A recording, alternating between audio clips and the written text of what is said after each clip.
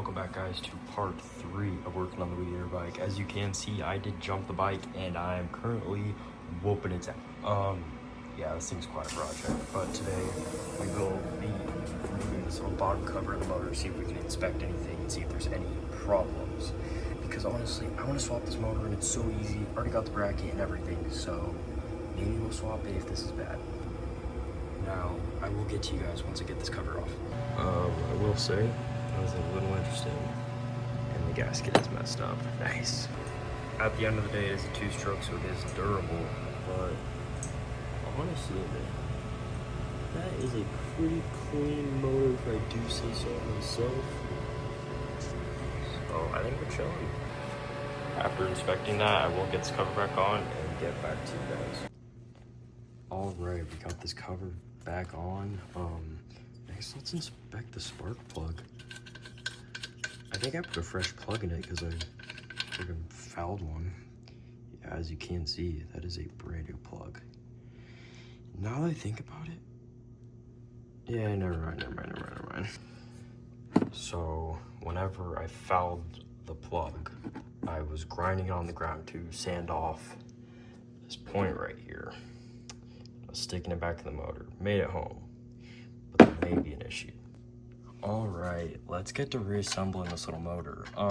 Also be sure to put metal shavings and wood shavings in the motor, you know.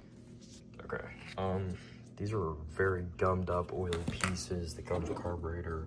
I'm gonna clean these up. In the last video, you saw me take apart this car, but yeah, make a mistake. All right, let's get this cleaned carburetor back on.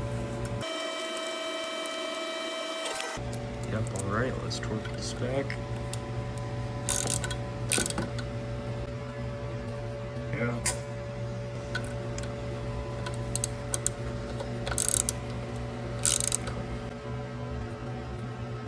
There you go, she's done.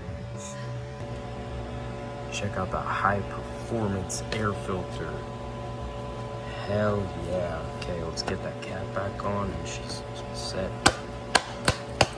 There you go, fully rebuilt.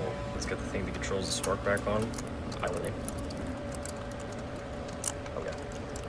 Okay, I'm reinstalling the gas tank, but right before that, I did check if this is getting spark, and it indeed is, which honestly, there's nothing that can go wrong with an electrical on a 49cc weed whacker motor, but it is a good sign that it does have spark.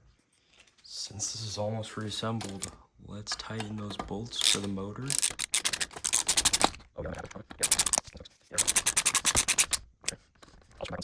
So as you can see, this bike is just about finished, but one final thing, actually not the final thing, but we do need to get some more tension down on this motor.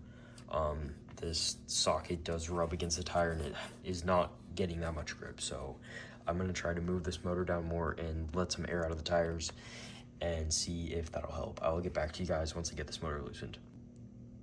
We did get these bolts loosened and hammered the little mounting bracket more down that part of the frame. As you can see, that socket is squishing down on that tire pretty well, so we'll get this tightened back up and see if it gets better grip. So we may have messed up. I do got a lot of tension on this, so it has grip, but now look.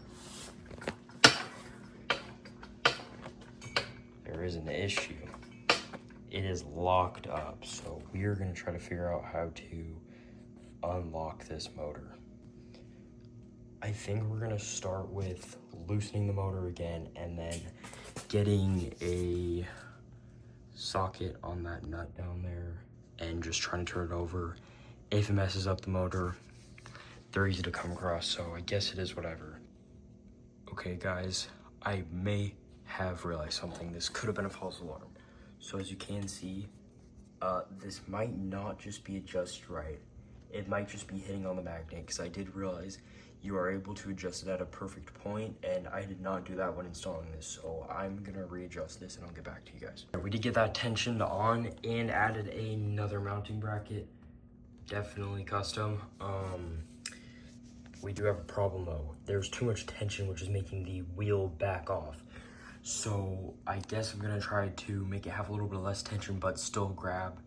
This was the issue I was encountering last time I did work on it, and that is why I put it away.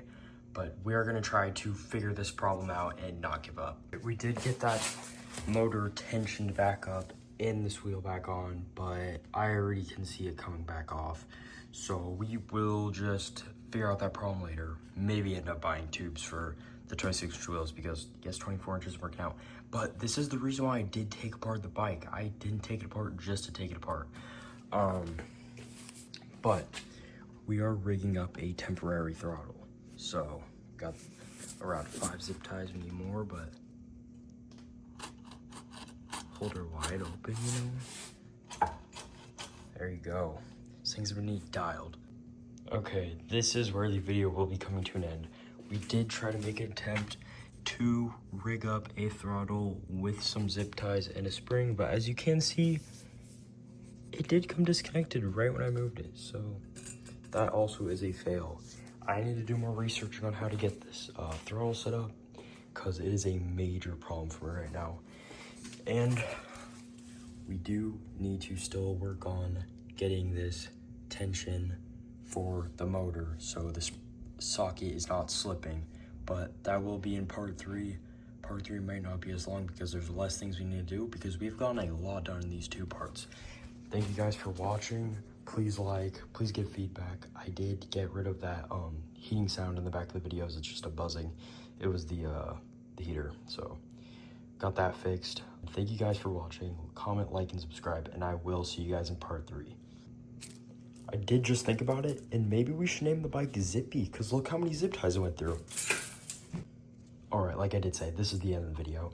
Please like, please subscribe, and once again, please leave feedback. I am trying to make the best videos I can so that people enjoy my content, because I know this may be boring, but I'm just trying to start off again so I could post some better content when I get more views.